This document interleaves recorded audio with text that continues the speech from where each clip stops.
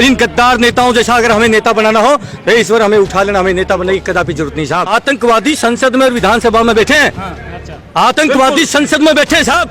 इनकी पेंशन नहीं है, लेकिन इन गधों की पेंशन है। 5 साल जो पूरा लूटते हैं। गधे हैं, गधे हैं। हमें कहने में क्वेश्चन कुछ नहीं, गधे हैं। आज गधे घोड़े आज संसद में बैठे साहब। ये स्वतंत्र भारत नहीं है, लीज पर जो है भारत की स्वतंत्रता है। लीज पर है सर, ये लीज पर है, 99 साल के लीज पर है। और जो चोर लुटेरे डाकू थे, अमित शाह ने उनको गंगाजल छिड़क करके पवित्र कर दिया। ऐसे कैसे हो सकता है? यदि गधे को गंगा लुटेरे हैं, यदि गधे को गंगा में नहला करके अगर उसको गाय बताएं, ये हम बिल्कुल मानने के लिए तैयार नहीं है। हरामजादों ने देश का सत्यानाश कर दिया। इन सैनिकों को ये वर्दी पहन के राजनीति में नहीं आना पड़ता अगर ये ठीक चलते तो। आज 35 साल हम देश की सीमाओं पर गोलियां खाते रहे और इस देश के अंदर इस देश के गद्दार नेता कहीं देश को जाति धर्म में नफरतों की आग लगा के खड़ी कर दी। 1 साल पहले दिल्ली में दंगे होते हैं, आप दिल्ली में रहते हैं। 1 साल पहले दिल्ली में दंगे होते हैं, सैकड़ों हिंदू भाई मारे जाते हैं, सैकड़ों मुसलमान भाई मारे जाते हैं। चिंगारी नेताओं ने दिखाई और इस देश के अंदर चिंगारी नेता दिखाता, नेता एक भी नहीं मरता, आम पब्लिक बेचारी कट के मर जाती है। आगे से मुझे कहना पड़ता है, देश में नफरतों की बयार बह रही है। आज देश खंड खंड में मार दिया।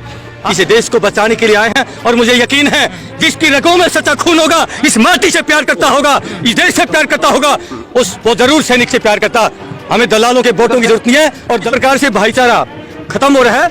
आज देश में चिंगारी लगेगी, देश में कत्लेआम हो जाएगा, कत्लेआम हो जाएगा। बिल्कुल, अगर ये देश के नेता करवाएंगे। देश मेरे जो एक ऐसे मुहायने पर है जहाँ पर देश में गृह युद्ध होने की बिल्कुल कगार पर। फिक्र नहीं मर जाने की, मिट जाने की, अन्याय नहीं होने देंगे और जब तक सांस सीने में आए मेरे प्यारे वतन तेरा शीश।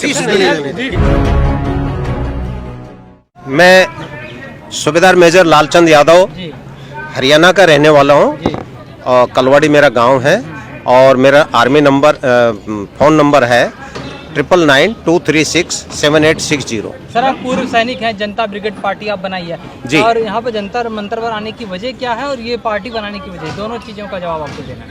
हाँ, जनता ब्रिगेड पार्टी का जो गठन हुआ है वो इसलिए हुआ है क्योंकि आज पूरे भारतवर्ष के अंदर राजनीति में एक प्रकार से भूचाल आया हुआ है। और भूचाल भी क्या, मैं तो ये कहता हूँ कि राजनीति का जो क्षेत्र है वो एकदम बारूद के ढेर पर बैठा हुआ है। क्योंकि लोगों ने तरह तरह की, ये जितने भी राजनीतिक हैं सभी ने एक दूसरे को तोड़ फोड़ करने के लिए एकल परिवार की स्थापना करके पूरे देश को खंडित करके रखा है और ना एक दूसरे के विचार मिलते हैं ना ही और कुछ। लोगों ने अपनी अपनी अलग अलग सेना बना रखी है, जैसे कि कहीं करनी सेना है, कहीं शिवसेना है, तो कहीं भाई दूसरी कई राम सेना, मतलब अलग अलग प्रकार, यादव सेना, कोई अलग अलग प्रकार की जो सेना है और एक सेना दूसरी सेना के गाली देती है। जैसे भीम आर्मी है, जैसे वो कहते हैं बोला ये हरामी है, ये वो है, इस प्रकार के मतलब कटु शब्द बोलते हैं जो चुभने लायक है। जनता ब्रिगेड पार्टी क्या सुधार लाना चाहती है? जनता ब्रिगेड पार्टी जो है पूरे देश के अंदर स्वच्छ अनुशासन लाना चाहती है कि स्वच्छ राजनीति हो जिसमें ईमानदारी और वफादारी से काम करने वालों का चयन किया जाएगा। क्योंकि इस मतलब राजनीतिक क्षेत्र में देखते हुए हमने सुभाष चंद्र बोस जी का अपना आइकॉन माना है। क्योंकि सुभाष चंद्र बोस की जो रीति और नीति थी हम उनके ऊपर चलना चाहते हैं। क्योंकि सुभाष जी ने भी इस देश से बाहर जाकर के, क्योंकि उस समय भी राजनीति का गंदा माहौल था और सुभाष जी को एकदम अलग कर दिया। जबकि ये स्वतंत्र भारत नहीं है, लीज पर जो है भारत की स्वतंत्रता है। लीज पर है सर, ये लीज पर है, 99 साल के लीज पर है। और अभी तक देश को एक जैसे कि जनता पार्टी है, भारतीय जनता पार्टी है, अखंड भारतवर्ष बनाने का सपना दिखा रही थी। आजादी का 75वां वर्षगांठ मना रहे हैं अमृत महोत्सव के नाम से, अमृत महोत्सव के नाम से मनाया जा रहा है। लेकिन अखंड भारतवर्ष तो नहीं है, हर जगह तोड़फोड़ की राजनीति चल रही है, किसी का पेट नहीं भर रहा है। अभी बीजेपी में देखिए क्या हो रहा है, इधर लोग इधर से उधर भाग रहे हैं। अब आम आदमी पार्टी है, उसमें बज रहा है, मोदी जी का डंका बज रहा है। हाँ जी, ये बात तो कहने की है। देखो अच्छे आदमी का तो देखो बोलना ही पड़ेगा, क्योंकि अच्छे आदमी का वर्चस्व है तो अच्छा ही होता है। लेकिन उसके साथ साथ जो है मोदी जी के जो समर्थक है उन्होंने क्या किया, राजनीति में जो चोर लुटेरे डाकू थे, अमित शाह ने उनको गंगा जल छिड़क करके पवित्र कर दिया। ऐसे कैसे हो सकता है? यदि गधे को गंगा लुटेरे हैं बीजेपी लुटेरे हैं, यदि गधे को गंगा में नहला करके अगर उसको गाय बताएं, ये हम बिल्कुल मानने के लिए तैयार नहीं है। लुटेरे हैं, ये कह रहे हैं ये लुटेरे हैं, ये लुटेरे हैं, इस प्रकार से लूट रहे हैं देश के अंदर। अभी आपके सामने देखो, वैसे भी क्या नाम जनता दुखी है। आज ये जंतर मंतर पर महंगाई से परेशान है। 100 से ऊपर जो पेट्रोल डीजल हो गया, ये थोड़ा सा गलत है। जबकि राष्ट्रहित में महंगाई आप बात कर रहे हैं, राष्ट्रहित में महंगाई है ये। राष्ट्रहित में महंगाई है, क्योंकि ये महंगाई एक जगह नहीं, पूरे राष्ट्र के अंदर। राष्ट्र को बचाना है, राष्ट्र को बचाना है, बिल्कुल ठीक कही आपने। लेकिन राष्ट्र को बचाने के लिए और बहुत सारे साधन है। राष्ट्र को बचाने के लिए एक केजरीवाल है जो दिल्ली सरकार चला रहा है, उसने जगह जगह पूरे देश के अंदर, दिल्ली के अंदर ठेके खोल दिए और ठेके से आमदनी करके उस दिल्ली का कोटा पूरा करना चाहता है। ये कौन सी राजनीति है? नशेड़ी बना रहे हैं क्या? ये नशेड़ी बना करके पूरे युवा भारत को कमजोर किया जा रहा है। हम उस कमजोर भारत नहीं देखना चाहते। हम नेताजी सुभाष चंद्र बोस, महर्षि दयानंद वाला भारत देखना चाहते हैं। हम इसको नशेड़ी नहीं होने देंगे। विश्व गुरु नहीं देखना चाहते? विश्व गुरु क्यों नहीं देखना चाहते?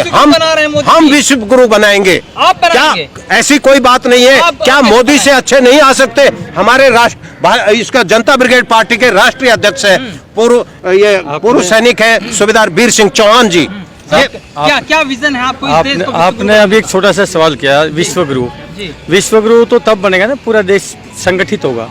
आज मेरा देश तो खंड खंड में बट रहा है। भारतीय सेना एक ही है ना भाई साहब, भारतीय सेना एक ही है। लेकिन दुर्भाग्य से मुझे कहना पड़ता है, इस देश में तरह तरह की सेनाएं बना दी हरामजादे नेताओं ने, अपने निजी स्वार्थ के कारण। हरामजादे नेताओं ने, बिल्कुल हरामजादे नेताओं ने, बिल्कुल।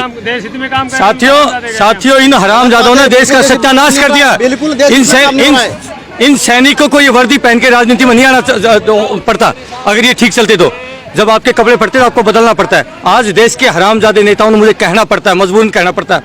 मेरे दोस्त, हमारी आत्माएं रो रही हैं। आज से 35 साल पहले जिस समाज को हंसता खेलता छोड़ के गए थे, समाज में भाईचारा होता था, प्यार मोहब्बत होती थी, क्या मैं सही कह रहा हूँ? आज 35 साल हम देश की सीमाओं पर गोलियां खाते रहे और इस देश के अंदर, इस देश के गद्दार नेता कहीं इस देश को जाति धर्म में नफरतों की आग लगा के खड़ी कर दी। नफरत बिल्कुल। एक साल पहले दिल्ली में दंगे होते हैं, आप दिल्ली में रहते हैं। एक साल पहले दिल्ली में दंगे होते हैं, सैकड़ों हिंदू भाई मारे जाते हैं, सैकड़ों मुसलमान भाई मारे जाते हैं, एक हरामजादा नेता नहीं मरता। और चिंगारी किसने दिखाई? बताइए कि चिंगारी किसने बताइए? चिंगारी नेताओं ने दिखाई, चिंगारी नेताओं ने दिखाई। और इस देश के अंदर चिंगारी नेता दिखाता, नेता एक भी नहीं मरता, आम पब्लिक बेचारी कट के मर जाती है। मैं तो ये कहूंगा इस देश को जोड़ने का काम सैनिक, क्योंकि सैनिक की कोई जात नहीं होती, इस सैनिक की कोई जात धर्म नहीं होती। सैनिक तो पूरे देश के लिए शहीद होता है। जब सीमा पर सैनिक शहीद होता है तो देश के लिए होता है, ना कि जात धर्म के लिए। साथ ही में हम तो एक चीज कहते हैं, हिंदू मुस्लिम सिख ईसाई ये सभी यहाँ पर रहें और इस देश का आपसी जो अमन चैन है, भाईचारा, वो प्यार मोहब्बत से। लेकिन दुर्भाग्य से मुझे कहना पड़ता है, देश में नफरतों की बयार बह रही है। आज देश खंड खंड में बांट दिया। आज कहीं करणी सेना, कहीं भीम सेना, कहीं शिव सेना, कहीं परशुराम सेना, कहीं जाट सेना, कहीं यादव सेना, कहीं मुसलमान सेना, कहीं चमार सेना। अरे कितनी सेनाएं बनाएंगे? आज इस देश को, देश की आत्मा तोड़ के रख दी, खंड खंड कर दिया। क्या देश को अखंड भारत बनाना? कैसे बनेगा अखंड भारत? बड़ा सुंदर सा मानचित्र बना दिया, उसमें अच्छा कलर कर दिया, मुझे भी अच्छा लगता है। एक साइड में पाकिस्तान, इराक, ईरान जोड़ दिया, एक साइड में बर्मा इत्यादि वगैरह, म्यांमार वगैरह कंट्री को जोड़ दिया। ऐसे थोड़ी बनेगा। देश की जनता को आपसी बिल्कुल एक बाउंड्री करना पड़ेगा, प्यार मोहब्बत जगाना पड़ेगा, तब जाके देश। भारत के सैनिक हैं आप, पूर्व सैनिक हैं, क्या आपका दिल रोता है क्या तमाम? बिल्कुल भाई साहब, हमारी दिल नहीं रोता, हमारी आत्मा रो रही है। हमें नेता बनने की जरूरत नहीं थी। ये माँ भारती हमें ये करा रही है, ये माँ भारती हमें चिल्ला रही है, मेरे बेटों सैनिकों आओ, मुझे अब तुम्हारी जरूरत है।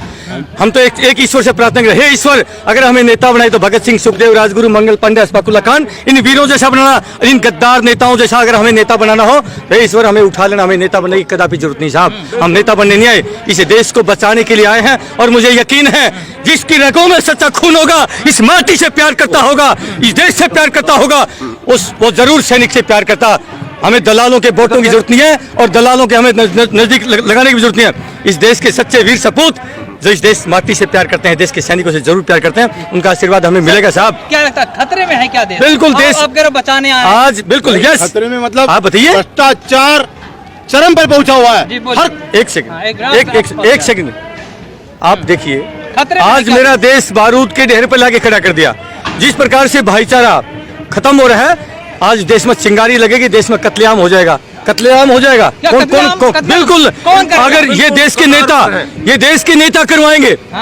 इसलिए हम लोगों ने सैनिकों ने हुंकार भरी है। गृह युद्ध होगा क्या? बिल्कुल, अगर इसी प्रकार से देश के अंदर यही आपसी नफरत पैदा करते रहे तो देश मेरे जो है एक ऐसे मुहायने पर है जहां पर देश में गृह युद्ध होने की बिल्कुल कगार पर खड़ा है। इसलिए सैनिकों ने संकल्प लिया है, क्योंकि सैनिक देश से प्यार करता है। जब सैनिक सीमा पर खड़ा होता है, सामने दुश्मन की गोली होती है और मेरे पीठ पीछे मेरा प्यारा वतन होता है, तब जो हम संकल्प लेते हैं, फिक्र नहीं मर जाने की मिट जाने की, फिक्र नहीं मर जाने की मिट जाने की, अन्याय नहीं होने देंगे, और जब तक सांस इस सीने में आए मेरे प्यारे वतन तेरा शीश। ये सैनिक संकल्प मिलता है। आज हम संकल्प लेके आए हैं साथियों।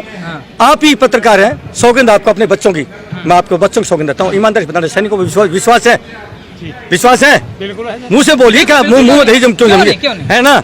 क्या नेताओं पर विश्वास है, सैनिकों पर विश्वास है? अगर आपको 100% विश्वास हो, मैं तो आपके चैनल के माध्यम से कहता हूं, अपने देश की आवाम से कहता हूं, अगर आप लोगों को संपूर्ण विश्वास हो इन अपने फौजी बेटों पर, तो अपना आशीर्वाद दीजिए, इस देश को देश बना देंगे साहब। ये सैनिक जैसे सीमाओं पर लड़ते हैं ना दुश्मनों से, आज अंदर आतंकवादी कहाँ है? आतंकवादी संसद में और विधानसभा में बैठे हैं। आतंकवादी संसद में बैठे हैं साहब। आज मेरे भाई ये पैरामिलिट्री फोर्सेस के भाई हैं, ये जा रहे, देखिए इनकी पेंशन नहीं है, इनकी पेंशन नहीं है, लेकिन इन गधों की पेंशन है। 5 साल जो है पूरा लूटते हैं। नेता गधे हैं। हमें कहने में कोई संकोच नहीं, गधे हैं। आज गधे घोड़े आज संसद में बैठे साहब, औकात नहीं गद्दारों की, इनकी कोई औकात नहीं। हम ओपन चुनौती देते हैं साहब, हम ओपन चुनौती देते हैं। यहाँ पर दिल्ली में रहता हूँ साहब, बड़े दुर्भाग्य से मुझे कहना पड़ता है, बहुत ही मुझे लगा था कि क्रांतिकारी भगत सिंह जैसा कोई नेता आया केजरीवाल, और राजा हरिश्चंद्र जैसा ईमानदार नेता आया, लेकिन मैं कहता हूँ इतना गद्दार, इतना भ्रष्टाचारी, इससे बड़ा कोई भ्रष्टाचारी कोई नेता ना तो पैदा हुआ ना कोई पैदा होगा ब्रह्मांड में। केजरीवाल से बड़ा कोई नेता गद्दार नहीं है। अरे साहब, आज देश वेनेजुएला बना देगा ये। आज कांग्रेस की, आज श्रीलंका की हालत देखिए, श्रीलंका की हालत देखिए, वेनेजुएला कंट्री ऐसे ही वहाँ पर ऐसे ही फ्री की वहाँ पर रबड़ी बांटी थी, वहाँ के नेताओं ने फ्री की रबड़ी बांटी थी। आज वेनेजुएला में अपने बच्चों को बेच करके पेट नहीं भर रहा। आज ये हालत है। केजरीवाल अपने पिता की जागीर बेच के लेकर रहा है। केजरीवाल अपने पिता की जागीर बेच के लेकर रहेगा कहीं से फ्री का। अरे जनता के टैक्स का पैसा, गाड़ी खून की कमाई है, सुविधा दे रहे हैं हम। सुविधा क्या दे रहा है? अपाइज बना रहे लोगों को, अपाइज बना रहा है। अगर किसी को बर्बाद करना हो उसको फ्री का खिला दो, वो बर्बाद हो जाएगा। अपने आप हमें नहीं चाहिए फ्री का। यदि मैं कंटिन्यू घर में खिलाऊं, आप जाओगे कमाने? नहीं जाओगे। ये फ्री का अनाज, फ्री का जो भी मिल रहा है, राशन, पानी, बिजली, ये सब जनता को अपाइज बनाने का तरीका है। जनता अपाइज हो जाएगी। जैसे बच्चों को अफीम खिलाते हैं बचपन में, अफीम खिला के आदत डाल लेते हैं, बाद में वही अफीम उसको हजारों के भाव से बेचते हैं। कह रहे हैं कि देश बारूद के गोले पे बैठा हुआ। नहीं, बारूद के गोले पे देश बैठा हुआ। बारूद के ढेर पे बैठे हैं। आज बारूद के ढेर का मतलब आप समझे नहीं। बारूद के ढेर का मतलब है कि जनता को अपाइज बना दोगे तो जनता कुछ कर नहीं पाएगी। क्या करेगी? युवा आज की पीढ़ी अपाइज हो गई है, सब नशे में घूम रही है, दारू के ढेर खोल दिए हजारों। क्या मतलब है? बारूद का ढेर इन द सेंस ये है कि जो आपसी भाईचारा था वो समाप्त हो गया। आज कब देश में दंगे हो जाए, कब आपसी जो है कोलैप्स हो जाए, इसलिए बिल्कुल साहब, जिस प्रकार से नेताओं की मानसिकता, नेताओं ने देश को आपसी खंड खंड कर दिया, तो शायद मुझे तो लगता है कि देश में कभी भी जाति में, धर्म में जो है दंगे हो सकते हैं। ये नेता जिस प्रकार से नफरतों की आग झोंक रहे हैं देश के अंदर। देश की रक्षा के लिए आप बॉर्डरों पे गए थे, देश में अब आर्मी भर्ती के लिए युवा जब सड़कों पे आते हैं, उनमें लाठीचार्ज होता है, कैसा लगता है? बहुत दुर्भाग्य की बात है ये। अरे भाई, अगर आप युवाओं को नौकरी नहीं दे सकते तो कुछ उनको ऐसा फाइनेंस करे, मतलब गवर्नमेंट लोन दे ताकि वो अपना पर्सनल कोई अपना बिजनेस व्यापार खोले, लेकिन उसमें भी नहीं है। सिर्फ बोलते हैं, लेकिन युवाओं को कोई नौकरी नहीं है। सिर्फ पकौड़े तलने के लिए जो है युवा है वो बचपन से एक सपना देखते हैं कि मैं फौजी बनूंगा, बचपन से प्रैक्टिस करते हैं। पिछले 2 साल से युवाओं की जो है वो फिजिकल हो चुका है। 3 साल से भर्तियां बंद है। बड़े दुर्भाग्य से उन बच्चों के मत एक ही चीज कहूंगा, अगर सरकार वाकई थोड़ी सी भी उसमें संवेदना है, उन बच्चों को जो 3 साल आप लोगों ने ये टेस्ट नहीं लिया कोरोना का बहाना लेकर के, उनकी डेट ओवरेज हो चुकी है। उनका सपना था सीमाओं की रक्षा करना, उनको कम से कम 3 साल का वक्त जो है छूट देनी चाहिए।